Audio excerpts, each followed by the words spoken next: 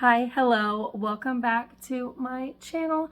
My name is Kendra Reads Sometimes, and that's because I read sometimes on this channel. Today we have our fall TBR, and you can tell by my earrings, the necklace, my spooky ooky nails, we are getting in the season. We're ready to go. Today I have, let's see, 1, 2, 3, 4, 5, 6, 7, 8, 9 books of my physical TBR, and then I have 3 books on my Kindle. We're going to try to get through this spooky fall season. I probably won't get to all of these, but one of my main goals is I've been trying to read more of my physical TBR. These books over here are part of my unread, and then all of the ones on the bottom here are unread books. I keep a separate shelves for those so I don't forget about them. And my books have been creeping up on the shelf, so we're trying to still keep it spooky, but read stuff that's on my shelf or from the library. I've been doing that as well. But we're trying to cut that down. So without further ado, I will go on to our first book. This book I started last month and put it down just because I was in the mood for something faster paced. But that book is The Bones Beneath My Skin by TJ Klune. And I already got like a quarter of the way through this. This is one I'm going to read. It's going to be next. I have like an hour left in my audiobook I'm reading now. And then I'm going to get to this one. I'm going to use my Spotify, the rest of my Spotify hours to finish this one. And I really am enjoying this one. It's giving the Becky Chambers monk and robot duology vibes, which I loved those. But they were so short, but they took me forever to read because I was highlighting everything. There was really meaningful quotes. And that's how I'm feeling about this one too. It's a slow, cozy pace. And I am trying to get in the fall season with this one. So that's going to be my first one for sure next on the list. The next book I have is one that I did get the audiobook for through my library. So it's probably going to be next after this one so I don't get back in the hold line. And that is Our Crooked Hearts by Melissa Albert. And this one I found randomly at a thrift store one day. And I think I read it. I saw the bunny, and we had been talking about Bunny by Mona Awad in our book club. And so I was like, spooky vibes, the bunny, like I'm here for this. But I think it's also got witchcraft, and it is young adult. So we'll see how I feel about that. Sometimes I can't relate being 30. And so sometimes it reads just, it's like not the audience for me. So we'll see how this one goes. I'm hoping to really like it. Hopefully it goes there with the spooky ooky season.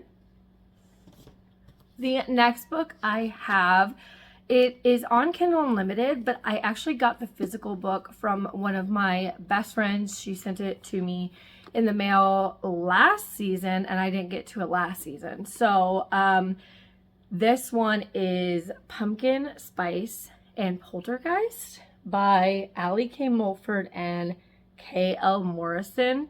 Now, I haven't read anything by these authors, but it looks like a cute, like, funny romance, but like in the spooky vibes. It's kind of reminding me of, what's that? Ashley Poston. Oh, The Dead Romantics. It's giving like Dead Romantics, where it's like yeah, there's some spooky things happening, but it really is sort of like a sentimental love story. And it is a queer couple, a sapphic couple. So she, let's see. The middle picture here, this is the ghost of her ex. So coming between them. That's going to be a fun time. But yeah. Next on the list, I also got last year, and I didn't get to it in time. So that's kind of the theme of this, is like all the books on my shelf that were spooky that I didn't get to last year, they're getting read this year, and we're getting them, we're either keeping them if we love them, or giving them to free little libraries and getting them out of the house. This one is Dreadful by Caitlin Rozakis. Hopefully I'm saying that right. I paid full price for this one at Barnes & Noble, and it is the one with this pretty sprayed edges. Oh, I guess it's just on this side. But yeah, and it sounds like kind of a quirky little tale. Let's see. It's bad enough waking up in a half-destroyed evil wizard's workshop with no eyebrows, no memories, and no idea how long you have before the dread Lord whomever shows up to murder you horribly and then turn your skull into a goblet or something. So it's giving like Dungeon Crawler Coral, or that other one that is, what's it called? How to Become the Dark Lord or Die Trying. That's the vibes I'm getting from this one. So this is more of a silly-ish one, silly vibes. I don't know if that's what I'm feeling right now. So we'll save this one probably till later, like in October months. We'll see. Next one I'm so excited about because I have read nearly everything by this author, and this one just slipped through the cracks for me. And I tried to listen to it on audio last year, and I just wasn't in the mood for it at the time. So I stopped and put it down because I didn't want it to ruin my experience. I was waiting for the spooky season to come around again. But that is Home Before Dark by Riley Sager. And I really like Riley Sager, but so I haven't read his most recent book with the trains. The Vengeance. Oh no, I did start it. Actually, I DNF'd it. I got like, it was like 40% of the way through, I think. I blacked it out because I was not into that. I just wasn't invested in the characters, and it wasn't like spooky enough for me. It was more like Agatha Christie inspired. So I did try that one. I didn't like it. And then the one before that, the one that came out last year with, it was set in the 90s, and it's the first book of his that was a male perspective, and I'm blanking on the name now, but I gave that like a 2 or 3 star. So those ones was like a hit, or was a miss for me, but the other ones I've read, his older stuff, was really good. Like I enjoyed it. I had a fun time. I couldn't like guess the endings. We'll see. This is giving more of like Haunting of Hill House. And I just read the book Play Nice by Rachel Harrison. You can see it up there. I just read Play Nice, and that was a haunted house story as well, where they go back and fix up a haunted house, and it's telling the story of how they used to live there. And this is similar, where it's I think it's a girl, let's see, 25 years ago, Maggie Holt and her parents, Ewan and Jess, move into Bainbury Hall, a rambling Victorian estate in the Vermont woods. 3 weeks later, they fled in the dead of night. An ordeal Ewan later recounted in a nonfiction book called House of Horrors. So her dad retold the story in a book, and I think it goes back and forth between perspectives of like now with her, and then the past of the book that he actually wrote, which is very similar to Play Nice. The same thing happened, but it was with the girl's mom. So super excited for this one. I'm gonna wait till I can get the audiobook with this one so I can tandem read it. So I probably need to go put a hold on Libby pretty soon, because since it's spooky season, it's gonna be probably a long wait, but yep, super excited for that one. The next one I have is kind of random, but I found it at a library book sale last year. And it's so strange because I have never heard anyone talk about this, and it's an older book. But let me just show you the cover. Look at this cover. Look at the inside. It is so beautiful, and I got this for like $1.25. And it is Zombies versus Unicorns. And this is a bind up of short stories, short spooky stories of unicorns, and then some of them are zombies. And then on the back, you can see the list of authors that have contributed to this. And I'm just going to read this off because this is crazy to me that so many of these famous authors work together on this, and I've never heard of this. And I think, here, let me read this off real quick. So, Holly Black, Kathleen Dewey, Megan Cabot, Garth Nix, Margot Lanigan, Naomi Novik, Dana Peter Freund, let's see, Libba Bray, Cassandra Clare, Maureen Johnson, Scott Westerfield. Yeah, and the list goes on. There's more on here too, but that is a huge list of famous authors. And the art in here, oh my gosh, it's so beautiful. Let me look at the year. Okay, so 2010, which this art's giving 2010 vibes, but this might be a good one to like read a couple stories out of each like week or something, like just keep it by my bedside, and then when I want like a fun little short story, I'll do that. Typically, I'm not a fan of short stories because I never know how to rate them. Sometimes some of them are really good and some of them I don't like, and I don't really know how to rate it as a whole, but I'm just gonna have a good time with this. So yeah, that one's gonna be super fun. The next one is on a bleaker note, and I've tried to sprinkle in things from all categories. Like some are really spooky and creepy, some are kind of fun, some are more a little melancholy. The next one is the Pallbearers Club by Paul Tremblay. Now, I don't know if I've finished anything by Paul Tremblay. I tried to read Cabin at the End of the Woods, and I think I didn't DNF'd that one. And Head Full of Ghosts I haven't read yet, but I want to. But I don't know if his writing is for me, like the style of writing. So this one is like a darker book, but let me see, let me remember what it's about. Okay, so it's set in the late 1980s, and let's see. His friend thought the Pallbearers Club was cool, and she brought along her Polaroid to take pictures of the corpses. And then, oh, okay, so he wrote a memoir, and then I think it's his friend that is writing notes in it. So it's like a story within a story. So this is kind of like a try a chapter, because I found this, oh, I bought this at a Dollar Tree one day. I remember I found it randomly, and I was like, okay, $1, like I can't beat that. So, yeah, this is a good chance for me to try out his writing and see if it's really for me, or if it's maybe just the subject matter that I don't like, that his stuff is like a little bit bleaker. I don't know. We're going to try it out and see, give him a shot.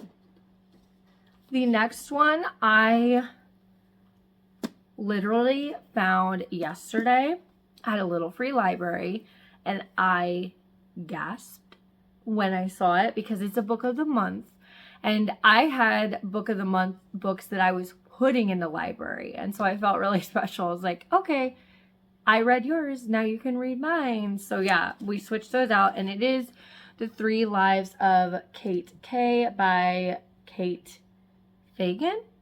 And I did see this on the book of the month picks. I didn't pick this one, and it's got like a really shiny cool cover, but I have not seen super high reviews about this one, like around 3 stars. And so I'm glad I could find it in a little free library to try it out. And let me see what this one is about. It says, KK knows how to craft a story. As the writer of a best-selling book trilogy whose adaptation struck box office gold, she's one of the most successful authors of her generation.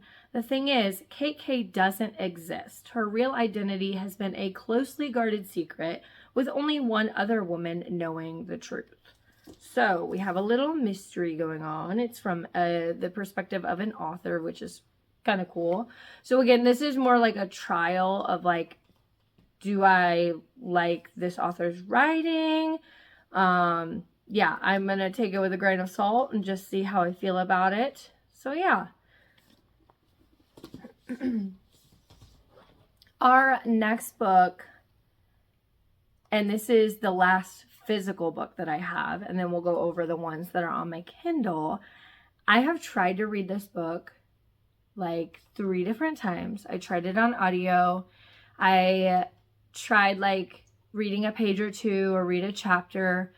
And I don't know what it is about this book that's making me use more brain power than I thought I would have to. It is The English Understand Wool. And the cover and the gold spine, it's a teeny tiny little book. It's beautiful.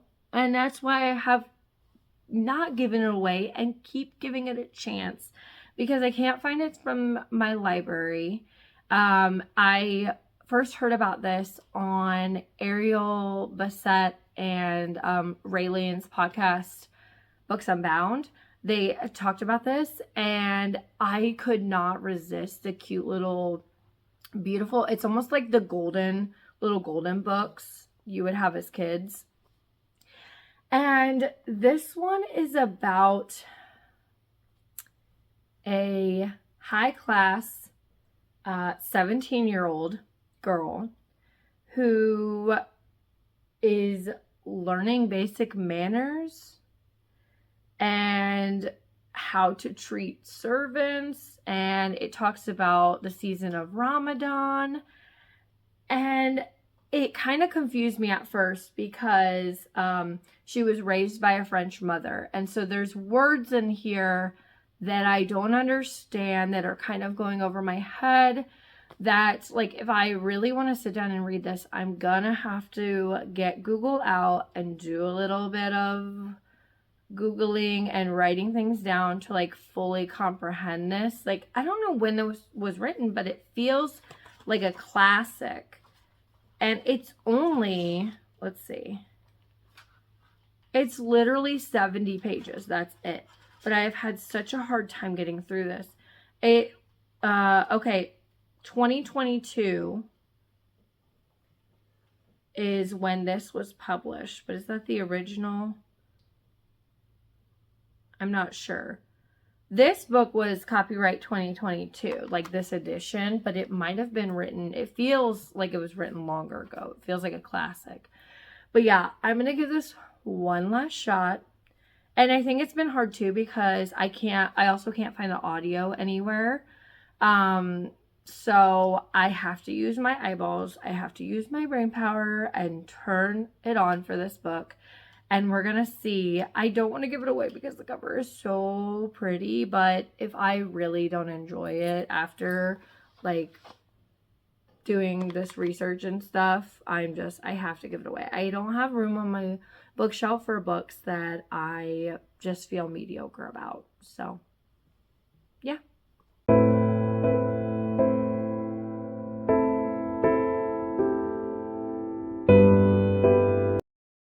Okay, last but not least, we have the 3 books that are on my Kindle, and I am so excited. I am going to read this first one starting today. I'll probably do it while I'm doing my steps on my treadmill. Ooh, peek my little T-Swift sticker. I love this. Anyway, my first book I have is Strange Pictures by Uketsu. And this I heard about from our book club sorry, not book club, our Discord that is Katie Colson's, the Bunnies Discord. And they were doing read-alongs for this one and the next one I'm about to show. So that one's Strange Pictures. And then they also did a read-aloud for, I don't know if it's the sequel, but the other like companion novel. Let me get it up here. Can you tell it needed a new Kindle? Miss Slowpoke. Oh, cool. That's not the cover. Okay, I'll just show you the little blurb about it. But it is Strange Houses. So here's Strange Pictures, and then Strange Houses. So that one's got more of like house layouts and creepy things there. So I'm going to read Strange Pictures first, and it's a really short one. And then I'm going to go into Strange Houses. And then the last book that I wanted to talk about that I never felt like I was missing out on until I watched a video on YouTube that was talking about all of the symbolism in this book. And it's a classic, so I think that's part of the reason where I'm like, no, I'm good. Like, I know the premise or whatever. But I thought it could really get me into that spooky season. And it's kind of hard to see because it doesn't have the name on it, but it's right here, and it's Frankenstein. And then there's the other one that I talked about, the Pumpkin Spice and Poltergeist. They have that. And then that one's Frankenstein. So I really want to know what the hype is about. So we're gonna read that too, hopefully in the spooky season.